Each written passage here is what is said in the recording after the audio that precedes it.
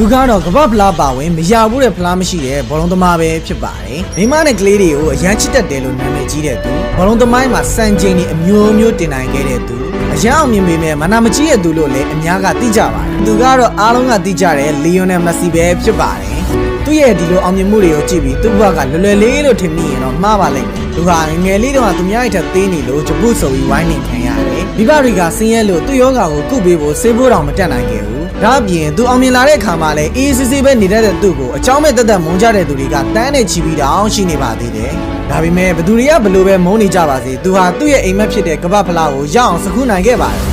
မက်ဆီရဲ့ဘောဟာဘောလုံးကစားဖို့မွေးဖွားလာတာလို့ပြောရင်ဒေချာပေါင်းမှန်ပါလိမ့်မယ်။ဘာလို့လဲဆိုတော့သူ့အသက်9နှစ်လောက်ကလေးကသူ့အဖေနီးပြတဲ့အသင်းမှာစပြီးဘောလုံးကစားခဲ့လို့ပါ။ဒါအပြင်သူ့ဘဝမှာသူ့အဖေအမေပြင်အချစ်ဆုံးသူတစ်ယောက်လည်းရှိပါသေးတယ်။အဲ့ဒါကတော့သူ့ရဲ့အဖွာပဲဖြစ်ပါတယ်။ဒါပေမဲ့ကန်ဆိုးချင်တော့သူ့အဖွာဟာသူငငယ်လေးမှာပဲဆုံးသွားခဲ့ပါတယ်။ဒါကြောင့်လဲမက်ဆီဟာအရန်စိတ်ထိခိုက်ပြီးဘောလုံးတောင်ဆက်မကစားချင်တော့တဲ့အထိဖြစ်ခဲ့ရပါတယ်။ဒါပေမဲ့တနေ့မှာတော့သူဟာဆုံးဖြတ်ချက်တစ်ခုချလိုက်ပါတယ်။သူ့အဖွာဂုဏ်ယူနိုင်အောင် professional ဘောလုံးကစားသမားဖြစ်အောင်လုပ်မယ်ဆိုတာပါပဲ။